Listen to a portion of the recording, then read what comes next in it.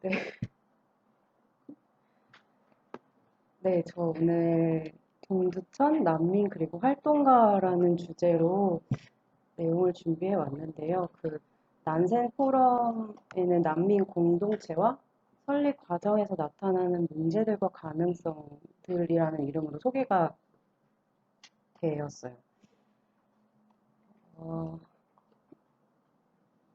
그래서 저는 일단 그래서 동두천이라는 지역에 대한 이해가 필요할 것 같아서 동두천의 지역 현황이랑 그다음에는 동두천에 있는 난민 공동체 소개, 그리고 동두천 가톨릭 센터에 대한 이야기, 그리고 마지막으로 그런 공동체와 가톨릭 센터를 겪으면서 만나게 된 저의 고민들과 과제들을 마지막에 같이 나눌 건데요.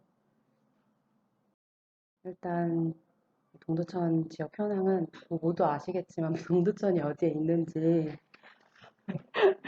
이거 지금 앞으로 나올 지역에 대한 내용은 여기 맨 밑에 써 있는데 이 동두천 턱걸이 마을과 공동체 아카이브라는 자료집에서 제가 본 내용이에요.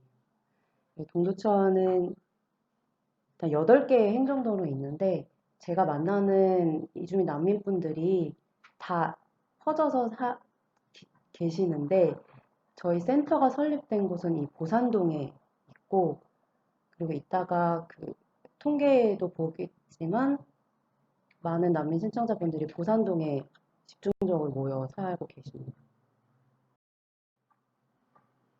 어, 네. 그래서 동두천이 사방이 산악으로 둘러싸여 있어서 전략적으로 방어에 유리한 지형이라고 해요. 그래서 지금도 그런 산악 관련 관광지들이 많고 한국전쟁 이후에 수도 방어 전진 기지로 많은 군사 시설이 들어서고 특히 휴전 이후에 주한미군이 주둔을 하면서 많은 인구가 동두천으로 이주를 하게 됩니다. 그래서 저는 이때부터 사실 이전부터 이주의 역사는 시작 많지만 이때부터 이미 동두천은 이주민들로 많이 이루어진 곳이다라고 생각을 하고 있고 특히 1951년 7월부터 동두천에 주한미군이 주둔을 하기 시작하고요. 한국전쟁 기간에만 동두천에 5개 미군 기지랑 1개의 훈련장이 들어서게 되고 여기 보시면 12,255평에 달하는 미군 공여지를 또 한국 측에서 제공을 합니다.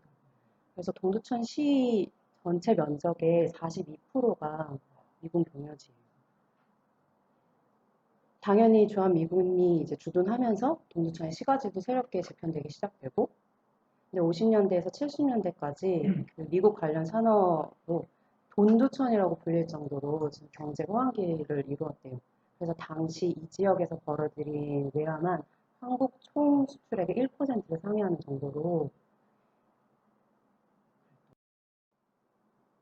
그래서 뭐 당연히 네, 미국 클럽을 비롯해서 이런 여러 가지 시설들이 계속 들어서고 인구가 급증하고 그런데 70년대 주한미군에서 지급되는 그 달러의 한국 내 유출을 억제하기 위해서 정책적인 변화를 단행을 하는데 예를 들면 기지 안에 이런 시설들을 기지 안에 설치해서 미군들의 외박이나 그런 것을 통제하기 시작을 하면서 동두천 고산동 지역이 이제 쇠락을 하기 시작을 하고 2000년 11월에 미국의 해외 주둔 미군 재배치 계획에 따라서 미군의 축소와 병력의 재배치를 추진하게 되고 2004년 7월에 제10차 미래 한미동맹 정책구상의 회의 최종 협의안에 따라서 동두천의 경우에는 캠프 모빌, 캠프 닝글, 진볼스 훈련장, 캠프 캐슬을 반환하는 것으로 결정이 됩니다. 2010년 기준으로 약 1만 명 이상의 미군이 동두천 시에만 주둔을 하고 13년 기준으로는 동두천시의 전체 인구의 약 17%가 미군 관련 종사자이고 그리고 동두천시에 노동을 할 수 있는 약 30%의 인력이 주한미군하고 연관된 생업에 종사하는 것으로 나타나서 지역 경제에 주한미군의 의존도가 매우 높은 상하이 지역이라고. 그래서 동두천시에서는 지금 반환될 그런 미군 공여지 공간 활용을 고려한 이런 도시 기본 계획이나 그리고 주한미군의 감소에 따라서 지역 경제가 입게 될 그런 타격을 최소화할 수 있는 대책이 요구되고 있고 2006년 3월에 주한미군 공여구역 주변 지역 등 지원 특별법이 제정되고 공포되었다고 하는데 시행령이 부실하고 그리고 주한미군의 철수가 지금 계속 연기되고 있어요. 그래가지고 여전히 그 시의 뭐 지역 발전이나 이런 열악한 주거 환경들에서 벗어나지 못하고 있습니다. 그래서 계속 시에서는 노력을 하고 있고 지금 마지막에 보시면 공여지 면적이 이 정도인데 현재까지 반환된 면적이 이 정도이고 여전히 절반은 아직 남아있는 상태라고 보시면 됩니다. 이게 고산역이거든요. 지하철 1호선 고산역이고 여기 1, 2는 그 출구 번호예요. 1번 출구, 2번 출구. 여기가 다 고산동이고 바로 옆에 있는 그 캠프 KC 미군 기지가 여기 크게 하나 있고 제가 그냥 동그라미로 이렇게 했는데 사실 여기 전체가 다 미군 기지예요. 이 옆에도 이 밑에도 캠프 호비라고 아직 다 반환이 안 된 다 미군 기지예요. 1번 출구 이런 그래피티가 다로 지역을 다 이렇게 꾸미고 이런 여전히 그 동두천 예전에 그런 테일러샵이나 이런 것들이 아직도 있으면서 이 안에 청년 공방들이 중간중간에 다 들어와 있어요. 근데 좀 보산동뿐만이 아니라 이태원도 그렇고 좀 아쉬운 점은 그러니까 이곳에 그런 기지 여성들의 흔적이 그냥 다 사라지고 있다는 거가 이쪽에 이 지역만이 아니라 그런 역사들은 그냥 다 사라지고 이런 청년 공방들과 이런 걸로만 그러니까 보산동에서 되게 기지촌 이미지를 벗어나기 위해서 되게 많은 노력을 하고 있어요. 노력을 하고 있고 근데 낙인이 되게 무서운 게 정말 70년대 이때 분들이 서울에 이제 나갈 때 그분들이 고등학생 때 서울을 나가게 되면 학교 선생님들이 그랬대요. 너희들 서울로 나가게 되면 동두천 출신이라고 하지 말고 천도동 출신이라고 얘기를 해라. 그러니까 서울의 어느 지역인 것처럼 그렇게 네. 그래서 경기문화재단에서 천도동이라는 프로젝트도 했었어요. 이런 동두천의 역사와 이걸 거기에 참여하면서 알게 된 얘기들이고 네. 그 정도로 기지촌이라는 낙인이 동두천시에서는 많이 작용을 하고 있는 것 같다는 생각이 들고 네. 그래서 이런 모습들 보산역 오시면 그 밑에 다 이렇게 되어 있어요. 그리고 그 사건 아시죠? 그 주한미군 윤금이 살해 사건. 그게 여기. 윤금이터가 여기서 도보로 한 근방이 아니 2, 3분 거리에 있어요. 아니요, 그건 안 되어 있어요. 네, 전혀 안 되어 있고, 그래서 동두천의 경기 북부 평화시민행동이라는 시민단체가 있는데, 거기에서 매년 그곳에서 추모 시간을 가져요. 올해도 했었고, 올해가 29주기였어요. 근데 여전히 그 좀 안쪽의 골목들에는 계속 운영되는 클럽들도 계속 있어요. 그리고 이거는 여기가 그 캠프 케이시 정문이고 2번 출구로 나갔을 때 이제 거기는 좀 더 주거 공간들이거든요. 그래서 2번 출구로 나갔을 때의 모습들이에요. 이 곳곳에 이주민 난민분들이 살고 계십니다. 네. 제가 가장 많이 걸어 다니는 거리이기도 하고 그래서 동두천에 등록 외국인만 보면 단기 빼고 그냥 등록 네. 동두천시에 이거는 3월 31일 기준으로 3,639명 정도가 있고 네, 비자 타입으로 보면 이렇게 있고요. 맞아, 가장 많은 것은 E6가 385명, E9이 581명, 그리고 결혼 이민 399명 이렇게 있고 난민 관련 비자 체류 자격만 봤을 때는 난민 인정자가 7명, 그리고 난민 신청자가 686명, 민주적 체류자가 41명 이렇게 있습니다. 어, 거기에서 제가 이제 또 보산동만 따로 봤는데, 보산동에만 등록 외국인이 853명이 있고요. 근데 여기 주민등록은 한 3,000명 정도가 있는데, 그러니까 보산동의 한 동의 지역 주민이 동두천 시 전체의 외국인 주민 수하고 거의 비슷한 3,000명이고, 제가 이거는 주민등록하고 좀 비교를 하느라고 같은 걸로 그래서 19년도 기준이고요. 여기 아래는 부산동 안에만 그 난민 신청 그 이 체류 자격분들이 386명 정도가 있고, 그리고 난민의 숫자가 얼마나 그렇게 늘었는지 보고 싶었어서 2010년부터 20년도까지 정보를 요청을 해서 받았는데, 확실히 12년, 13년 이후부터 이게 쭉쭉 늘기 시작을 하더라고요. 아무래도 저도 지금 계속 왜 이렇게 늘어났을까를 찾고 있는데 그 이유를 아무래도 이때는 난민법 개정이 확실히 영향을 미친 건가 하는 생각도 들긴 들어요. 그리고 연령별로도 확인을 했을 때 이렇게 확실히 가장 많은 곳은 20대부터 이제 40대까지가 특히 30대 후반 77명 가장 많은 걸로 나타나고 그런데 제가 작년 4월까지 그 난민아동 지원 사업을 담당했었는데 절대 이 수가 이렇게 적지가 않거든요. 그러니까 무국적자랑 미등록을 포함을 하면 사실 이 통계보다는 훨씬 많을 것으로 보고 있어요. 제가 국적별 현황도 파악을 하고 싶었는데 이러한 이유로 국적과 관련해서는 알려주지 않았어요.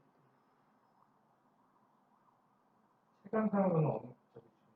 아, 문화 가장 많은 제가 난민 신청자가 가장 많이 만나는 분들은 아무래도 아프리카 출신인데 나이지리아, 라이베리아가 제일 많아요.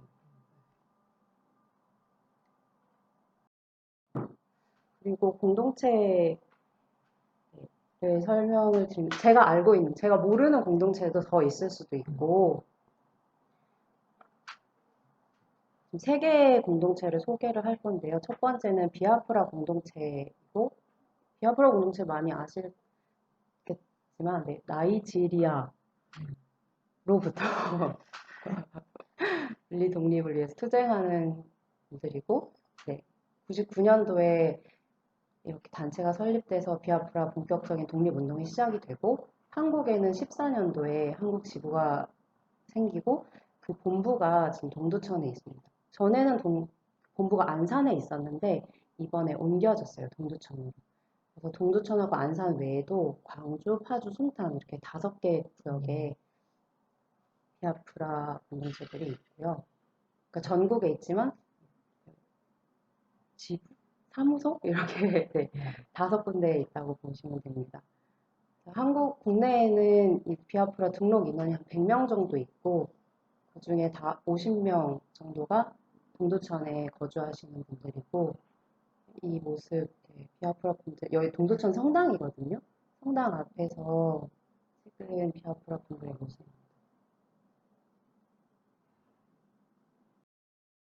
다음에는 동두천 난민 공동체도 여러분 아시겠지만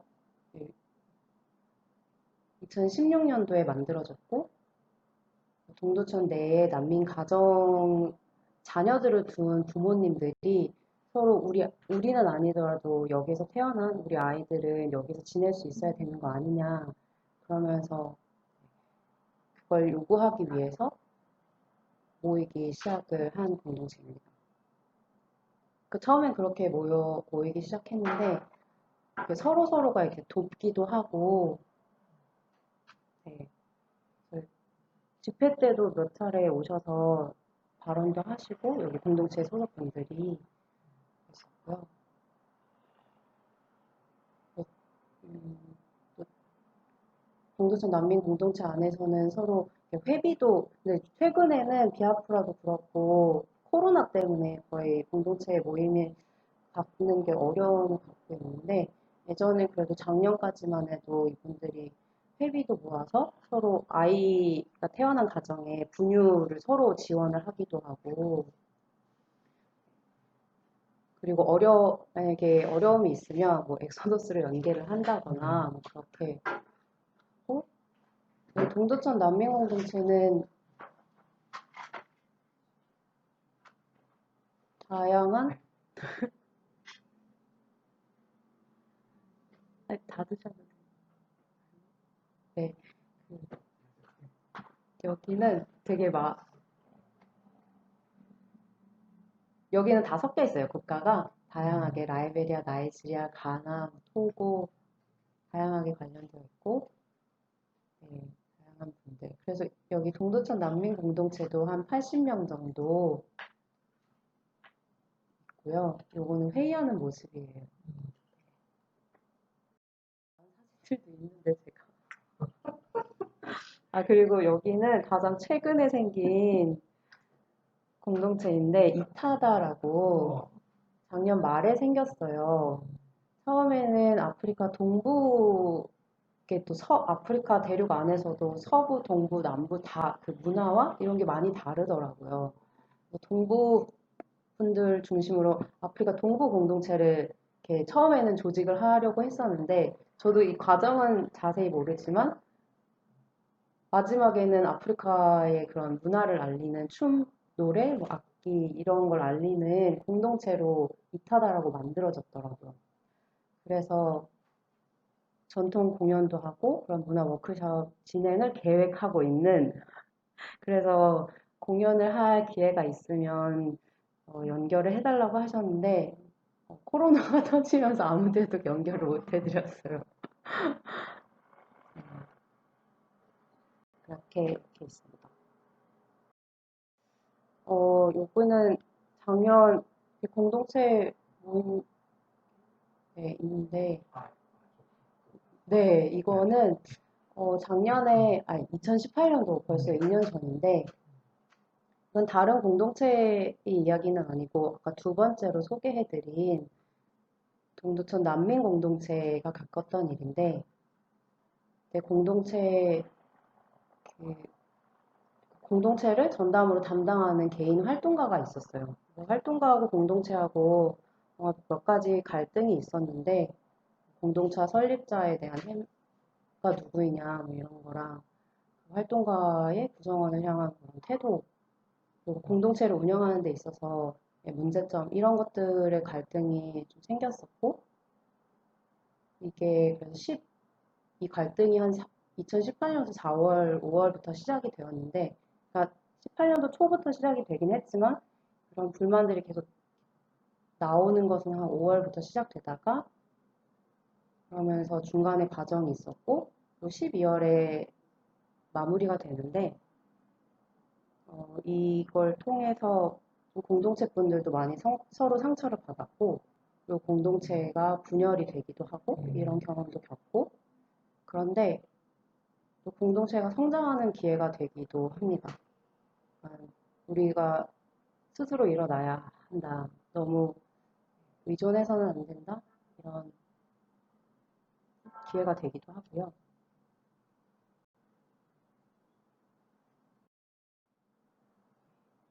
그리고 저는 아까 그 일을 통해서 이 주민분들하고 많은 신뢰를 쌓을 수 있었습니다.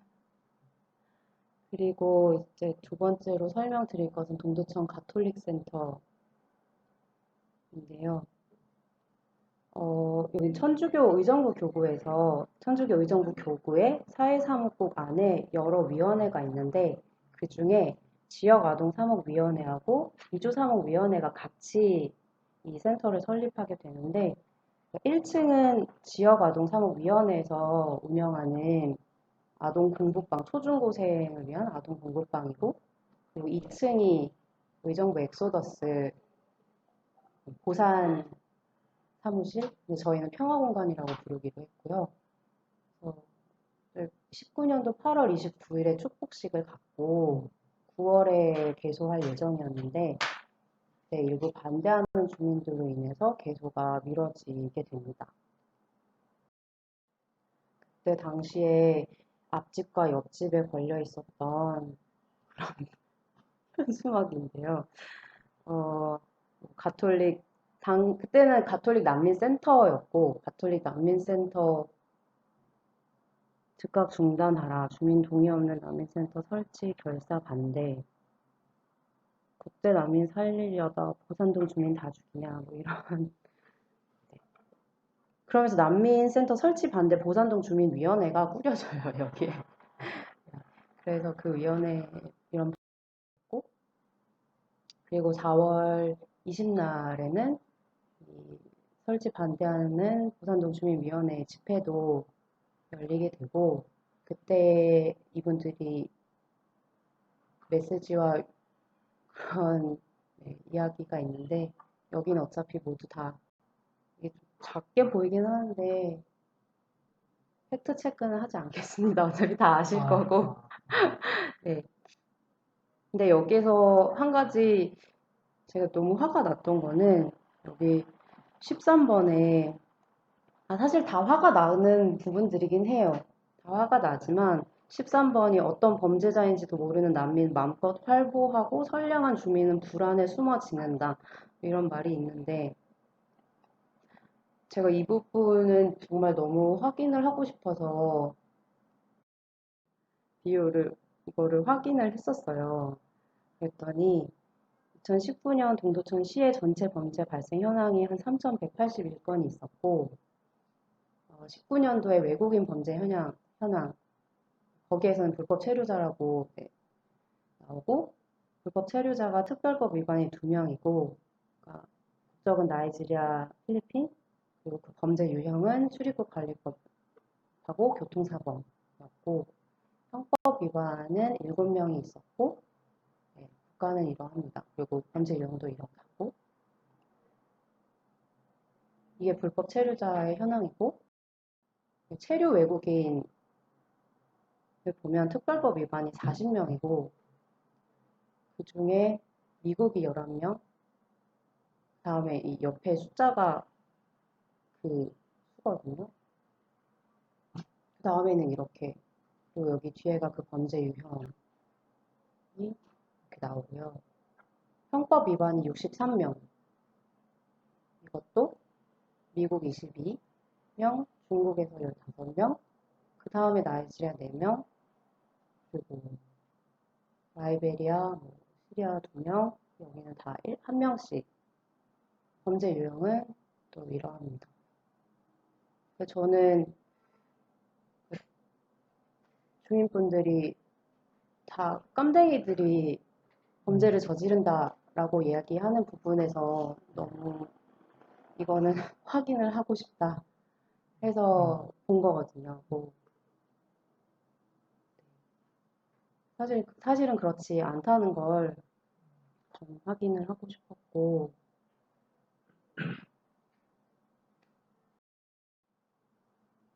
네, 그 반대하는 주민들의 입장은 이런 거였어요. 교구에 대한 불신과 소통이 부족했다. 왜 우리에게 얘기하지 않고 그냥 지었느냐, 이런 거.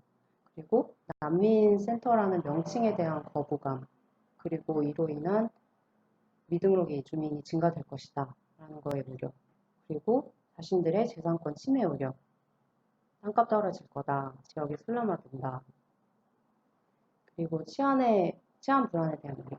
왜 천주교가 앞장서서 오범지대를 만드냐 이런 얘기도 하고. 그래서 저희는 저희가 직접 반대 주민분들을 만나기보다 저희 찬성하는 주민들도 계시고, 그래서 교구의 입장을 대변해줄 주민 대표를 뽑아서, 동두천 성당 신자분이셨고, 그래서 그분이 직접 반대 주민들을 만나서 그 협의 과정을 거치게 돼요. 그래서 저희가 주민들의 요구사항을 듣고, 저희가 또 답변서를 보내고, 또 그걸 바탕으로 다시 또 요구사항을 받고, 또 두 번 정도 이 과정을 거친 다음에, 그리고 마지막으로 그 최종 그 주민들이 받아들인 저희 그 최종 답변서를 5월 26일에 보산동 주민센터에서 교구 측하고 보산동 주민 반대위원회 분들하고 다 같이 모여서 이제 그거를 얘기를 나누는 시간을 갖고, 그 반대하던 주민분들도 우리도 앞으로 협조하겠다라는 약속을 받고 7월에 개소를 하는 걸로 이야기가 되는데, 저희의 답변은 이거였어요. 앞으로 이 운영을 위한 운영위원회를 만드는데 거기에 지역 주민, 그러니까 반대 주민위원회에서도 함께해서 운영을 하는데 선주민들의 의견도 함께 듣고 같이 하겠다. 그리고 센터 명칭은 동두천 가톨릭 센터로 변경을 하겠다. 그리고 이용 대상은 신원 확실한 아동과 청소년. 네. 그리고 선주민 아동을 포함해서 20명 내외로만 운영을 해라 하는 거죠. 네. 네, 신원 확실한 다 이미 아시겠지만 그분들 처음에 요구사항에는 이렇게 적혀 있었어요. 불법 체류자, 그리고 미립국자 절대 안 된다. 네, 뭐 저희는 여러 가지 방법으로 신원을 확인하는 방법은 있으니까. 알겠다. 네. 그리고 센터를 이용하는 범위가 초과되거나, 그러니까 뭐 20명을 넘게 되거나, 아니면 이 센터를 이용하는 사람들로 인해서 범죄가 발생을 하게 되면 센터 이전을 검토하겠다라는 저희 답변서를 이 말을 넣고, 그리고 치안에 대한 불안하다는 점을 방범대를 구성하고 관계기관 협조를 통해서 주민들의 불편사항을 제거하도록 하겠다라고 이렇게 저희가 답변을 해서 그쪽에서 이걸 받아들이고 개소를 올해 7월에 하게 됩니다. 그때 주민분들도 이제 저희의 협조를 하겠다라는 서명서를 이렇게 작성해서 주세요. 요 밑에는 그 한 40분 정도의 그 이름과 사인을 쭉 적어서 저희에게 주셨어요. 근데 딱 한 집만 끝까지 여기도 서명하지 않고 끝까지 반대를 하시고 지금도 그분의 마음은 변하지 않으셨는데 그분 집 앞에는 이게 다 완료된 이후에도 계속 이거를 붙여 놓으셨었고 근데 지금은 떼셨어요. 집을 내놨다고 하시더라고요. 그래서 저희는 마음이 바뀌어서 뗀 줄 알았는데 그건 아니었다. 네, 올라오세요. 그리고 그래서 그 2018년도부터 지금까지의 그런 경험들을 통해서 그때 있었던 고민들은 첫 번째는 그 동두천 난민공동체가 만들었던 그 성명서를 저희가 지지를 하면서 사실 그 문제가 커지기 시작했던 거였는데 이걸 통해서 누군가의 목소리를 대변한다는 것에 대해서 되게 많이 고민을 했었어요. 그러니까 그때 그분들이 만들었던 성명서를 엑소더스가 그러니까 그분들이 성명서를 발표하고 싶다고 했고 근데 이거를 발표할 통로가 없는 거예요, 이분들이. 근데 동두천 난민 공동체가 난민 네트워크 회원 단체니까 우리가 직접 가서 회의 때 공유를 하겠다라고 하셨었고 근데 그때 이분들은 난민 네트워크에 뭐 큰 걸 바란 건 아니었고 그냥 자신들이 겪었던 이거를 알리고 싶었고 이렇게라도 해서 자신들의 목소리가 그 개인 활동가에게 다 들릴까 이거였던 거예요. 그랬고 그리고 엑소더스가 그 성명서를 저희 페북 페이지에 공유를 했고 거기에서 그 큰 문제가 시작이 됐는데 네, 개인 활동가의 실명이 올라간 것에 대해서는 명예훼손의 문제도 있었고 근데 무엇보다 제가 좀 너무 가장 놀랬던 거는 공동체와 그 활동가의 갈등이었는데 이게 그 개인 활동가와 엑소더스의 갈등 구조로 변질돼 버린 거예요. 그리고 오히려 그 개인 활동가를 더 감싸는 분위기와 엑소더스도 당시 욕 엄청 먹었고 뭐 저도 욕 많이 먹었고 네 그래서 너무 속상했고 저도 상처 되게 많이 받았었는데 근데 저희 센터하고 제가 욕 먹는 거는 감당할 수 있었는데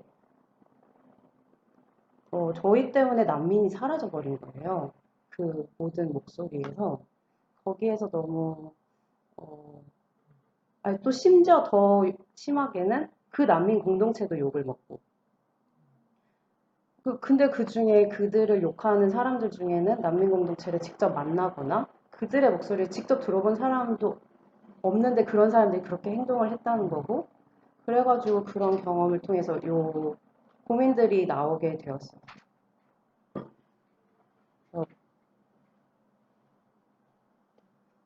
그래서 그들의 목소리를 덮어버릴 수 있다는 거, 그리고 대체 우리는 목소리를 내라고 얘기를 하지만 대체 그들은 어디에 목소리를 낼 수 있는지, 그리고 목소리를 낸다 하더라도 주변인이나 목소리를 들을 준비가 되어 있는지, 목소리를 내도 들리지 않는 그런 현실? 네, 그런 것들을 좀 느꼈었고, 근데 저도 되게 많이 근데 얻은 건 있었어요.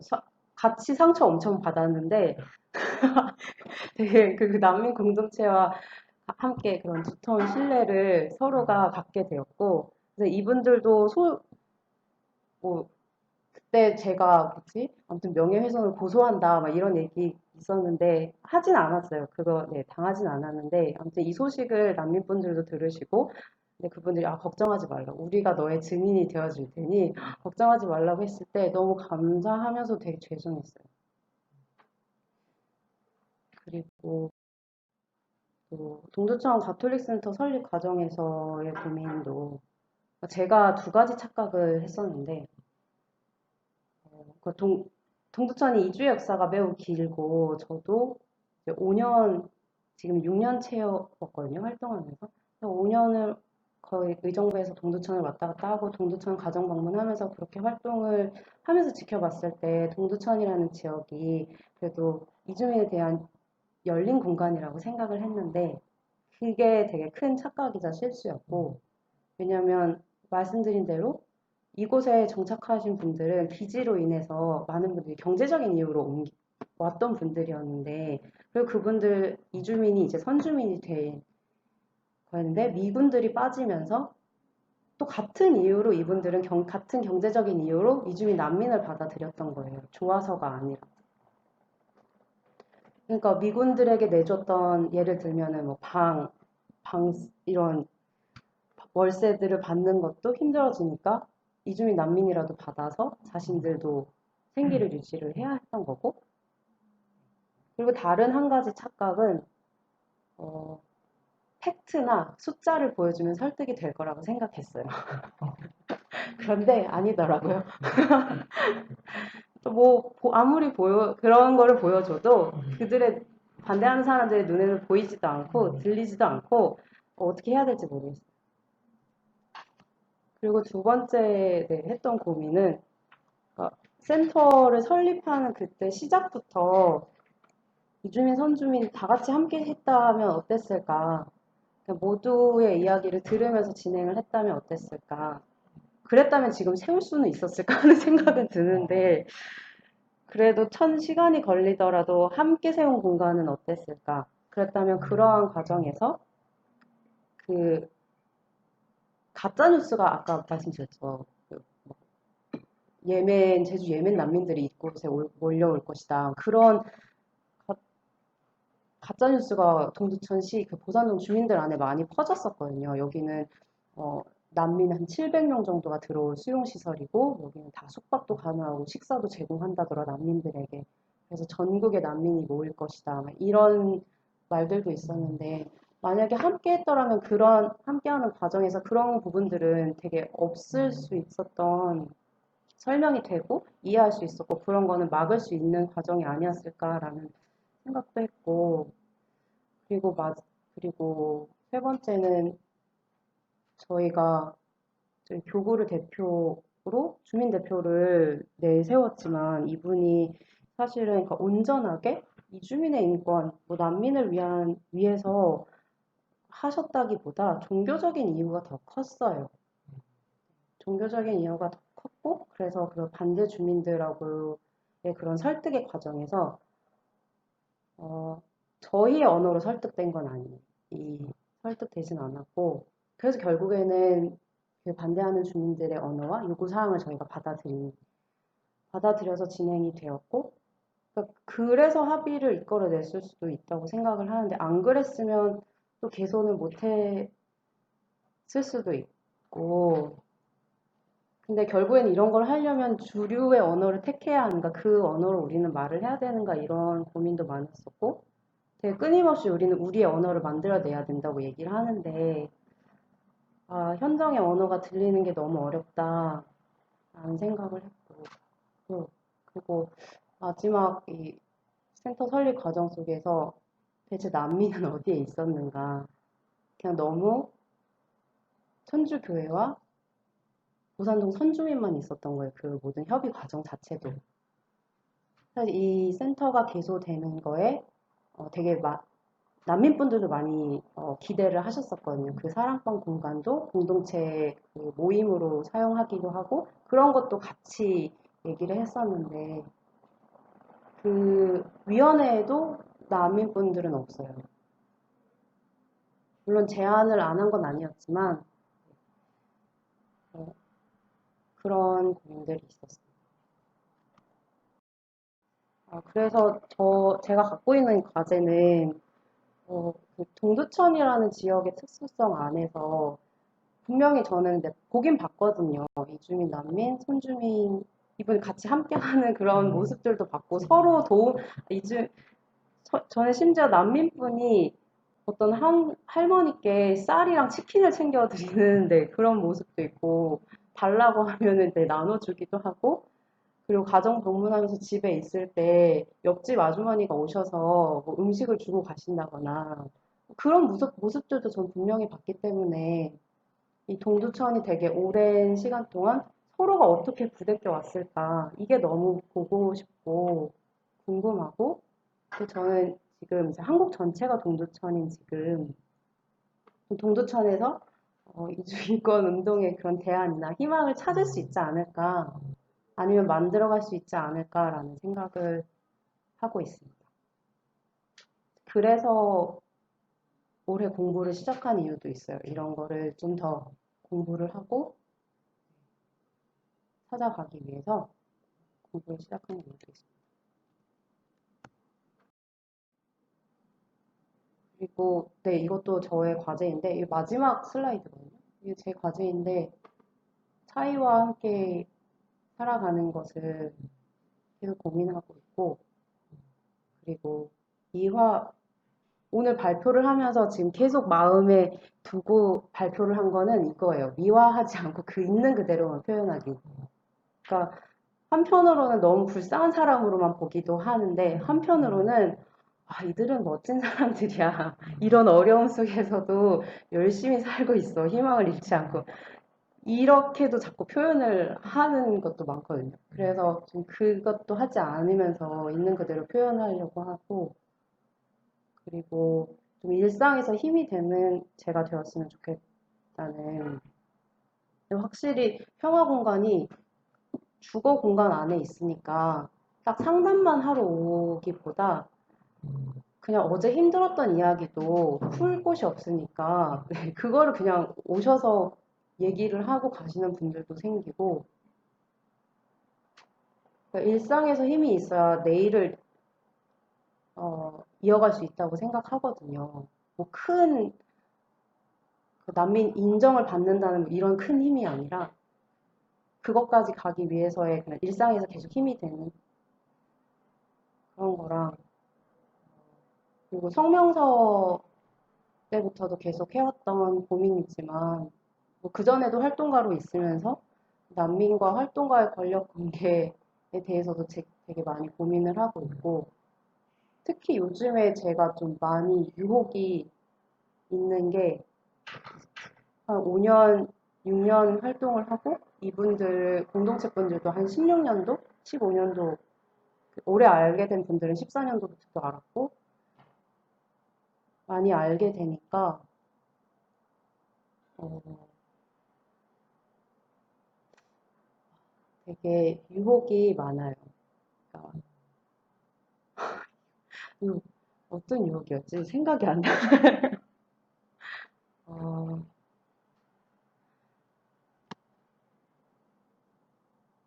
어, 생각이 안 나지. 돈, 돈이 아니라 관계로 이용을 하려는 것. 어, 가까운 네. 거리두기가 안 되는 부분들도 있고, 어,